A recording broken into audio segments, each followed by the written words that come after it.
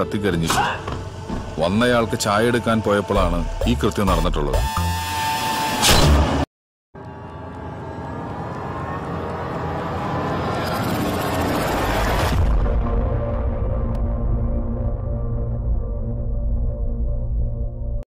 Namaste, Halea.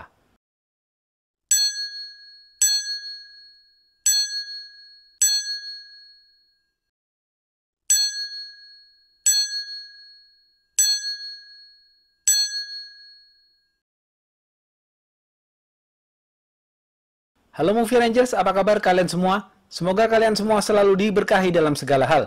Jangan lupa subscribe Let's Talk Movie dan follow Instagram kita ya. Malam ini Bang Jedar akan menceritakan film berbahasa Malayalam yang berjudul Joseph. Skor IMDb-nya 8,1. Jojo George sebagai pemeran utama film ini memenangkan penghargaan sebagai aktor terbaik di Kerala State Film Award. Film ini bercerita tentang perjuangan seorang suami mencari kebenaran pembunuhan terhadap anak dan istrinya. Ending film ini membuat emosi kita campur aduk antara sedih dan marah karena perjuangan Joseph yang luar biasa. Oke, langsung aja put your headset on and listen to me.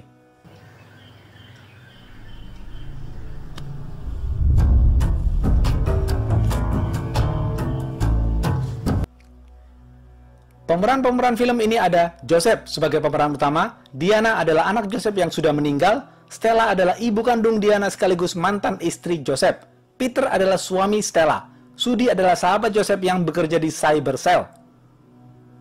Joseph adalah pensiunan polisi yang sangat ahli dalam memecahkan kasus pembunuhan. Suatu hari, telah ditemukan mayat kakek dan nenek di dalam rumahnya. Kapolsek menutup TKP dan belum membukanya karena menunggu kedatangan Joseph. Kalau soal pembunuhan, seluruh kepolisian tunduk kepada Joseph karena Joseph adalah ahlinya. Setelah Joseph datang, Joseph langsung menelusuri TKP. Dia melihat-lihat sekeliling TKP rumah dari luar. Dia melihat bola lampu yang dilepas dan jejak sepatu di tembok. Joseph meminta tangga kepada kepolisian untuk naik ke balkon lantai 2. Dia melihat pintu yang ada bekas congkelan dan tanggalan yang disobek. Setelah itu, Joseph turun lewat tangga dan masuk ke dalam rumah lewat depan. Joseph melihat mayat sang kakek tergeletak di ruang tamu.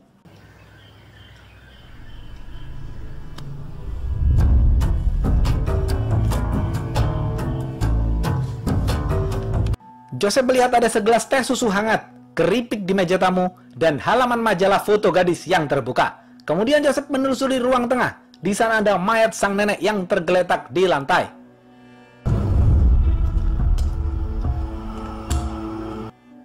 Joseph berjalan ke dapur dan melihat panci bolong. Lalu Joseph pergi ke kamar pasangan kakek nenek ini dan melihat kamarnya berserakan. Semua barang berharganya hilang. Artinya, motif pelaku adalah mencuri. Setelah selesai menelusuri TKP, Joseph menginterogasi keluarga korban. Salah satunya adalah cucu, anak perempuan, dan anak-anak lelaki korban. Cucunya mengatakan dia nonton bioskop kemarin. Anaknya mengatakan dia sedang pergi. Anak lelakinya juga sedang berada di luar kota. Joseph memerintahkan kepolisian mengecek sidik jari dan jejak handphone mereka dari cyber cell. Hasil analisa penelusuran TKP, Joseph mengatakan bahwa pelakunya adalah cucu korban. Polisi 100% percaya dengan Joseph dan langsung menahannya.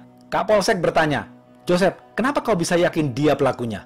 Joseph menjawab, "Hasil forensik menunjukkan sidik jari pada bola lampu yang dilepas adalah sidik jari pelaku. Pisau hitam yang ada di rumah pelaku adalah senjata yang digunakan pelaku untuk membunuh korban.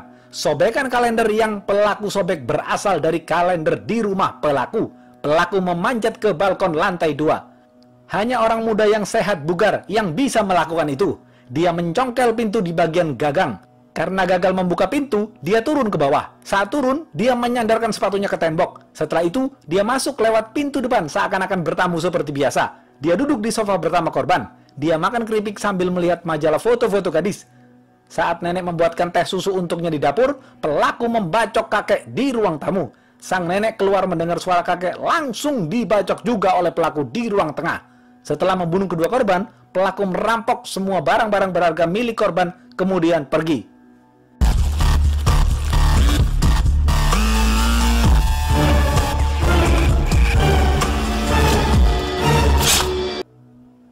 Ketika aku menginterogasi keluarga korban, aku melihat pelaku melipat tangannya. Artinya, menurut bahasa tubuh, dia menyembunyikan sesuatu. Cybercell juga memastikan HP pelaku ada di TKP saat kejadian. Dia berbohong. pelaku tidak menonton bioskop. Setelah selesai menjelaskan semua kepada Kapolsek, Joseph pulang ke rumahnya dan beristirahat. Joseph menghabiskan waktu sehari-harinya bersama keempat sahabatnya.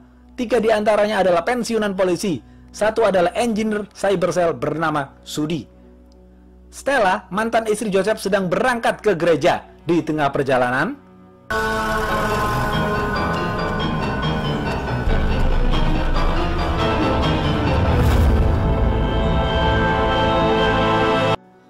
Stella ditabrak mobil jeep berwarna putih. Stella kemudian ditolong warga setempat dan dilarikan ke rumah sakit. Joseph mendengar berita ini langsung meluncur ke rumah sakit. Di sana ia bertemu dengan Peter, suami Stella. Joseph sedih saat melihat Stella, mantan istrinya, sedang dioperasi. Setelah dioperasi, dokter mengatakan tidak ada gunanya memasang ventilator karena luka dalam di bagian belakang kepala pasien sangat parah. Kematian di otaknya tidak bisa ditolong. Saya tahu ini adalah pertanyaan kejam untuk ditanyakan saat ini. Tapi jika pihak keluarga mengizinkan, organ Stella bisa disumbangkan lewat donasi organ. Stella dinyatakan meninggal dunia. Sore harinya, Stella dikebumikan. Pendeta memimpin doa dan mempersilahkan keluarga dekat mencium Stella untuk terakhir kalinya. Beberapa orang mencium Stella seperti bibi Stella, saudara-saudaranya, dan Peter sang suami. Kemudian Pak Pendeta mengatakan, ada yang ingin mencium lagi? Peter menjawab, ada Pak, sebentar Pak. Peter dengan bijaksana memanggil Joseph sang mantan suami untuk mencium Stella terakhir kalinya. Karena Peter tahu Joseph masih sangat mencintai Stella. Joseph menangis sedih saat mencium terakhir kali sang mantan istri yang dicintainya.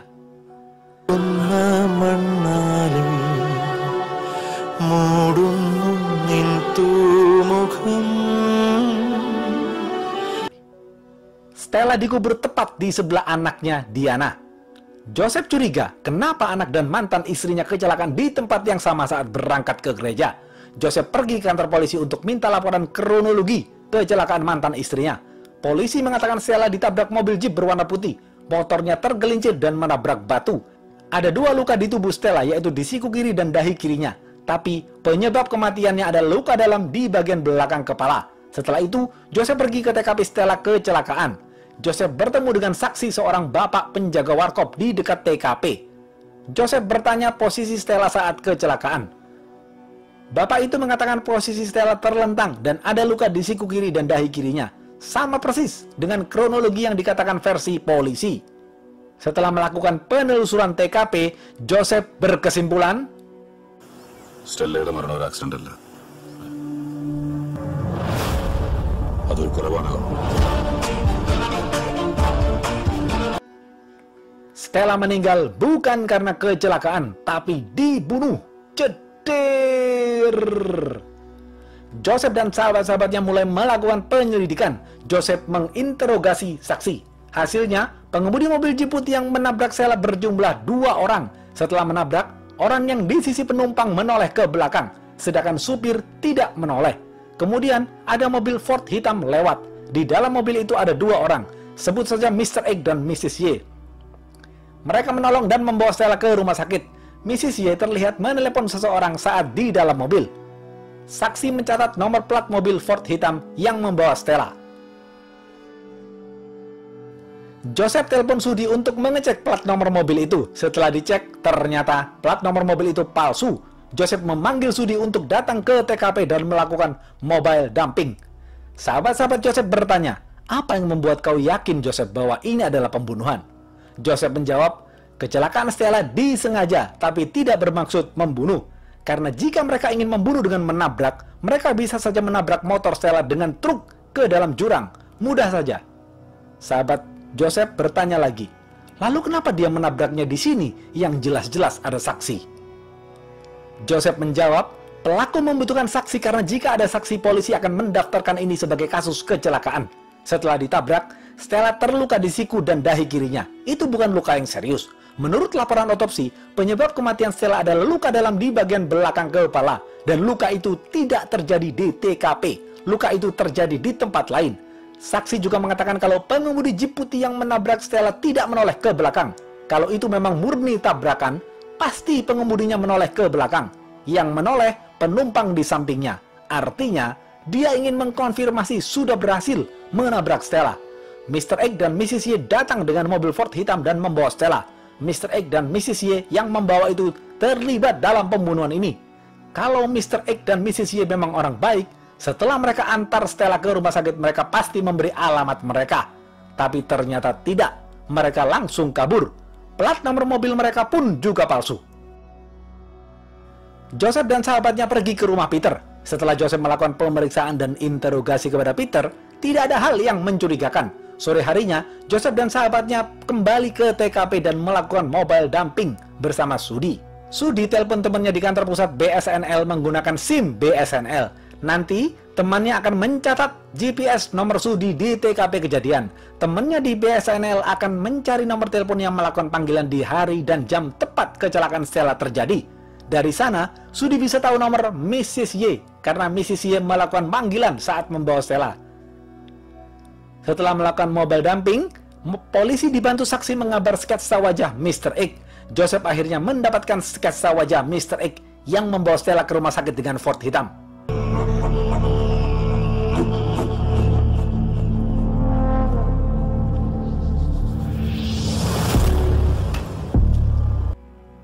Keesokan harinya, Joseph dan sahabatnya pergi menemui gadis yang menerima transplantasi hati dari Diana. Joseph melihat dia sedang sakit. Joseph memberinya bantuan uang untuk membeli obat dan mengantarkan gadis itu periksa ke dokter jujur yang direkomendasikan oleh Joseph. Setelah itu, Joseph pulang ke rumahnya. Tidak jelas apa penyebabnya, scene film ini memperlihatkan Joseph mencoba bunuh diri dengan menyayat urat nadi di tangannya. Beruntung sahabatnya cepat mengetahui hal ini dan langsung membawa Joseph ke rumah sakit. Joseph akhirnya bisa diselamatkan. Beberapa hari kemudian, Joseph pergi mencari mobil Ford hitam yang digunakan Mr. X dan Mrs. Y. Mobil Fordnya ditemukan di toko rongsokan yang akan dihancurkan. Joseph menggunakan bensol untuk mencari noda darah di dalam mobil itu. Setelah dicek, ternyata terdapat darah di mobil itu. Joseph yakin ini adalah mobil Mr. X dan Mrs. Y. Joseph juga menunjukkan sketsa wajah Mr. X kepada pemilik toko rongsokan itu. Ternyata benar, Mr. X itulah yang menyerahkan mobil Ford hitam di sini. Mobil Ford hitam itu adalah mobil bekas yang dijual seseorang. Joseph pergi menemui penjual mobil Ford hitam dan bertanya apakah mempunyai nomor HP Mr. X. Penjual itu mengatakan tidak punya. Joseph meminta nomor HP penjual mobil Ford itu dan memerintahkan Sudi untuk mengecek panggilan masuk ke nomor itu guna melacak nomor Mr. X. Sudi berhasil menemukan nomor HP Mrs. Y. Nomor SIM baru telah dimasukkan ke dalam handphone Mrs. Y. Sudi membandingkan jumlah panggilan telepon yang diterima Mrs. Y dengan jumlah tabrakan yang terjadi. Setiap SIM card baru dimasukkan ke handphone Mrs. Y, dalam 2 hari akan terjadi kecelakaan serupa seperti kecelakaan Stella. Artinya, besok lusa mereka akan menjalankan aksinya. Mereka akan menggunakan mobil bekas seperti biasa. Setelah itu, mobil dihancurkan di rongsokan. Sudi juga berhasil melacak handphone Mr. X. Mr. X dan Mrs. Y tinggal di apartemen. Joseph juga sudah memastikan bahwa satpam apartemen mengatakan wajah Mr. X yang menghuni apartemen itu persis seperti di sketsa. Satpam juga memberitahu mobil mereka adalah mobil ambasador hitam. Joseph mulai menyusun rencana. Besok lusa, Joseph akan berada di jalur TKP. Joseph memerintahkan sahabat-sahabatnya menunggu di apartemen sampai 2 hari ke depan dan mengikuti Mr. X dan Mrs. Y saat beraksi. Malam hari, Joseph dan Sudi memasang kamera tersembunyi di mobil ambasador hitam yang akan digunakan Mr. X dan Mrs. Y. Setelah selesai menyusun rencana, Joseph pulang ke rumahnya dan Joseph memberikan 2 arsip penting. Satu untuk pengacara Joseph, satu untuk Kapolsek. Hari yang ditunggu-tunggu telah tiba. Semua berjalan sesuai rencana. Joseph berangkat ke gereja pagi hari, sedangkan teman-temannya bermalam di mobil menunggu Mr. X dan Mrs. Y. Sahabat-sahabat Joseph melihat Mr. X dan Mrs. Y keluar naik mobil ambasador hitamnya. Mereka langsung membuntuti dari belakang. Sahabat-sahabat Joseph menelpon Joseph, tapi Joseph yang sedang di gereja terlihat cuek saja dengan HP-nya yang berdering. Di tengah perjalanan, ban mobil sahabat-sahabat Joseph tiba-tiba bocor. Joseph diikuti jeep berwarna putih. Joseph tahu mobil jeep itu akan menabraknya, tapi Joseph tenang-tenang saja. Mobil jeep itu langsung menabrak Joseph persis seperti yang dilakukan terhadap anak dan mantan istrinya.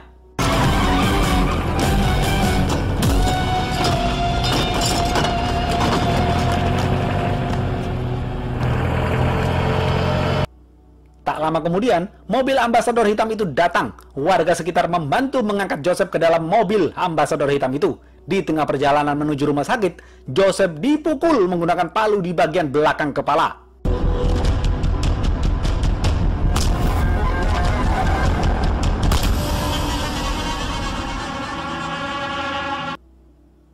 Kemudian Joseph dibawa ke rumah sakit dan dinyatakan meninggal akibat kematian otak. Organ Joseph didonasikan ke orang lain oleh rumah sakit. Pengacara Joseph membawa arsip-arsip yang telah diberikan Joseph berupa bukti-bukti ke pengadilan. Sidang pun dimulai. Pengacara mengatakan, Joseph adalah pensiunan polisi yang mengungkapkan kebenaran yang akan mengejutkan dunia. Joseph tahu bahwa mantan istrinya dan anaknya meninggal bukan karena kecelakaan tapi dibunuh. Mantan istrinya dan anaknya mengalami kematian otak di rumah sakit yang sama. Meskipun sudah melakukan operasi, gadis yang seharusnya menerima transplantasi organ dari Diana anaknya sampai hari ini belum menerima organ. Organ gadis itu masih dalam keadaan sama seperti sebelum dioperasi. Salah satu contoh kasus, jika seseorang terluka parah di kepalanya, dibawa ke rumah sakit, otoritas rumah sakit akan melakukan tes untuk donasi organ dengan sangat cepat, lalu memeriksa apakah mereka cocok dengan sistem database di rumah sakit lain. Jika ada yang cocok, mereka langsung melakukan kematian otak bagi si pasien, entah dari obat-obatan atau menunda perawatan. Kenapa rumah sakit melakukan ini? Karena jika mereka merawat pasien selama 1 bulan, rumah sakit maksimal hanya mendapatkan 200 juta rupiah. Tapi jika rumah sakit melakukan kematian otak, rumah sakit bisa melakukan transplantasi organ. Rumah sakit akan mendapatkan 3 miliar rupiah. Jedir! Kita selalu menganggap ini semua seperti plot film, tapi ini adalah kejadian nyata. Ini adalah kejahatan terorganisir di bidang medis yang sangat kejam. Kemudian, Joseph mencari tahu kemana organ anaknya Diana. Joseph dan Sudi masuk ke database rumah sakit. Di hari Diana meninggal karena divonis kematian otak, di hari itu juga dilakukan operasi gadis yang seharusnya menerima organ dari Diana. Tapi ternyata tidak. Operasi itu hanya formalitas. 15 hari kemudian, gadis asing bernama Anna datang dari luar negeri ke India untuk menerima organ dari Diana. Cara kerja sistem bisnis ini, pertama, yang dilakukan rumah sakit adalah mencari pasien yang mempunyai golongan darah sama untuk donasi organ. Setelah cocok, rumah sakit akan mengincar pasien itu untuk membuat skema tabrak lari dan divonis kematian otak agar organnya bisa dijual. Joseph melihat data rumah sakit sedang membutuhkan organ dari orang yang mempunyai golongan darah AB negatif. Kebetulan, golongan darah Joseph adalah AB negatif. Joseph sengaja membuat drama bunuh diri tanpa memberitahu sahabat-sahabatnya agar dibawa ke rumah sakit. Dengan begitu, datanya masuk ke rumah sakit dan cocok dengan pasien yang akan menerima donasi organ. Setelah dari rumah sakit, Joseph sadar dia sudah diincar untuk dibunuh. Joseph sengaja membocorkan ban sahabat-sahabatnya agar hanya Joseph yang menjadi korban. Kemudian, Joseph memasang kamera tersembunyi di mobil Mr. X dan Mrs. Y yang akan membawanya ke rumah sakit agar penegak hukum mempunyai bukti kuat untuk menangkap dalang ini semua dan membawanya ke ranah hukum. Setelah 24 jam pasca operasi organ Joseph, Kapolsek menyergap ambulan yang terdapat organ Joseph dan langsung membawanya ke pengadilan. Joseph memberikan mayatnya sendiri sebagai bukti agar tidak ada kekurangan bukti di pengadilan.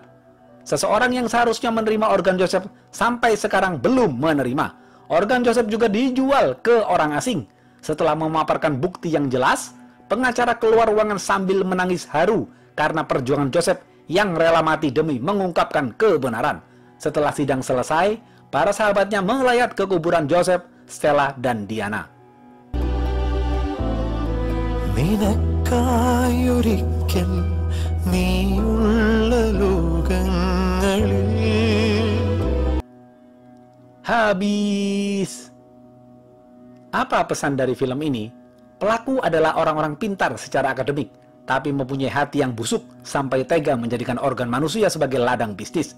Semoga mereka semua tertangkap dan diadili dengan hukuman yang berat. Dan semoga kita semua selalu sehat agar kita semua terhindar dari bisnis kejam ini.